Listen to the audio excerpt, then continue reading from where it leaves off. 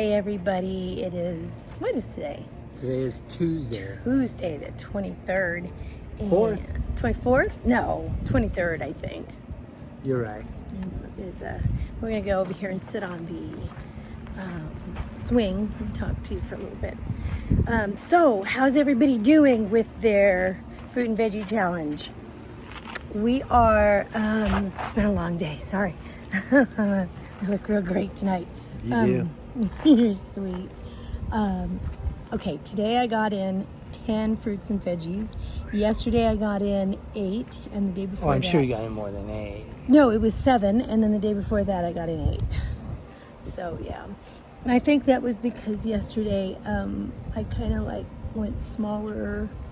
I kind of like went smaller on one of my meals or something. And then today I decided, remember I was talking about maybe doing like a 2 meal a day. Oh, yeah. Yeah, but today I decided I wanted to be hungry for dinner with the family. So I did a pretty small portion at lunchtime. And that seemed to work out pretty well. So maybe that's the ticket. I don't know.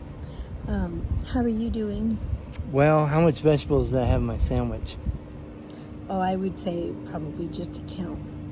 It was a monster sandwich. Oh, maybe 2. I don't know. I did make a monster sandwich.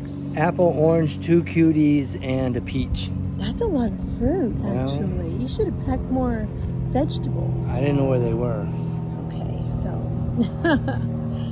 if I don't pack it for him, then he forages and he just like grabs whatever's right in front. easiest, right? And so that's too much fruit, though, baby. Well, it was spread out over breakfast, snack, and lunch. Well, and he's pretty active, so he probably burned it off. One thing I was thinking about today is, you guys, I want to give you some time, though. I want to know how you're doing. Are you hanging in there? Are you getting in your 10 fruits and veggies? Are you getting too full? One thing I wanted to remind you about is, the gut bugs that we have in our digestive system. They eat fiber. That's what they eat, and we need to feed them first before we feed us, because if we feed them first, then they'll take care of us, and we'll be too full to eat things that we probably shouldn't. So we have to take care of the gut bugs first, feed them first. They eat fiber. They eat whole food fiber. That's what they eat, right? And the alternative to that is don't feed them. They will get sick and die, and then the bad bugs will take over and make you sick. And so we really do have to feed them. And your immune response starts in the gut. 90% of our immunity lives there, and it doesn't live there if our gut bugs are not happy and fed. So feed them that fiber, get those fruits and veggies in. You don't want anybody coming down with anything that they don't need to. Right now, also, I wanted to mention, if anybody else is watching Robbie's channel, Freki FitWolf, please go over there and give him some love.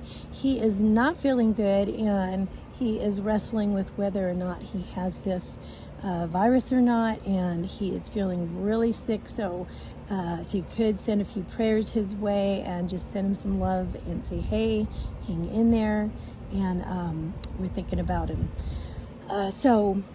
Okay, another thing I wanted to talk about a little bit was we have a little dog, and his name is Huckleberry, or I call him Mr. Huckleberry sometimes, and I'll put in a little video so you can see who I'm talking about.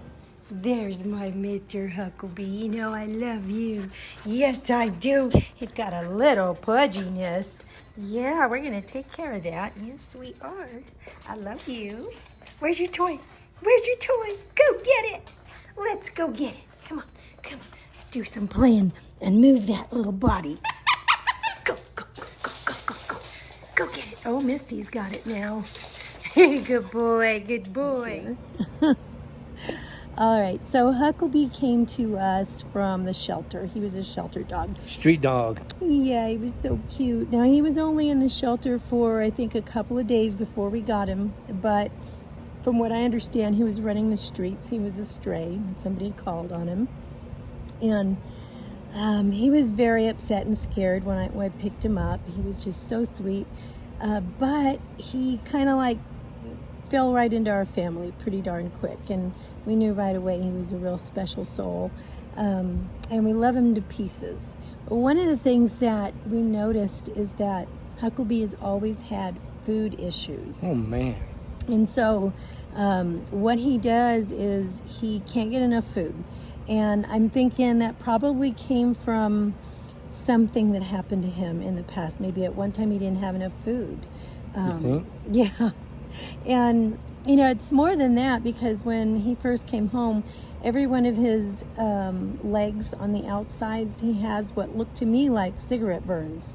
And that made me feel really bad. When I took him to the doctor and asked her what they were, I asked her if that's what it could be, and she said it was probably more like he was kept in an enclosure that was way too small for way too long. So And all he could do was just lay there and rub sores into his leg.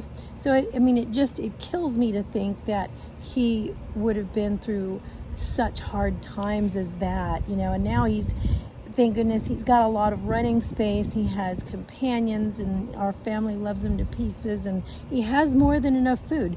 But the problem is that the food issues are still there. He has more than enough food. He's always going to be fed, but he will eat any of the other dogs' food.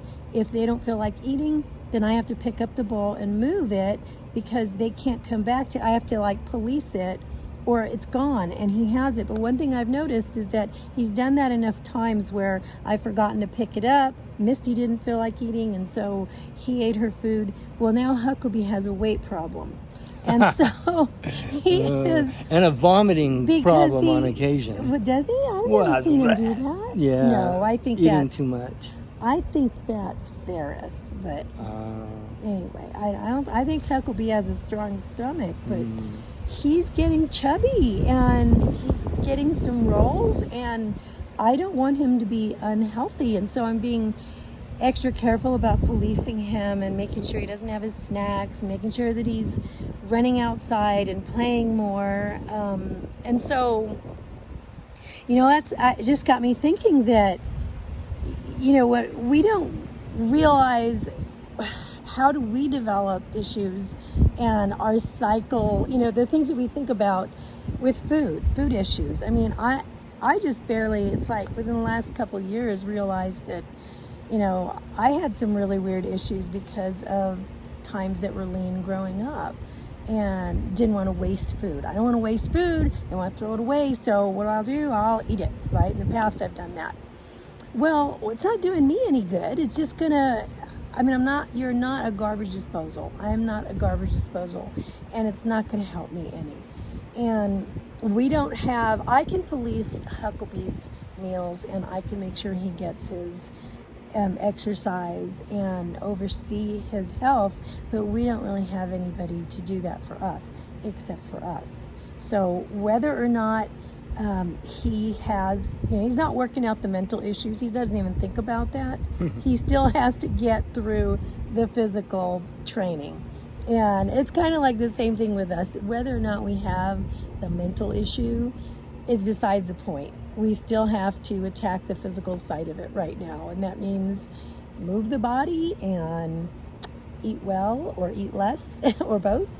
And I think for me, because I do like to eat, I need to make sure that the density of my food is lower so that I can eat more and not suffer because of that. And the nutrition factor has to be up, right? So What does that equal? What does that look like? That looks like 10 fruits and veggies a day, or at least try. And it's really helping to take the cravings away and feel a lot more healthy about, you know, this whole journey, for me anyway. All right, guys, I'm just shooting the breeze, I guess. I don't know. Just wanted to talk about Huckabee a little bit, and had me thinking about how that, you know, relates to sometimes what we go through and we don't realize, you know, how it's impacting us. Anyway, I love you so much, and I will see you guys later. Bye.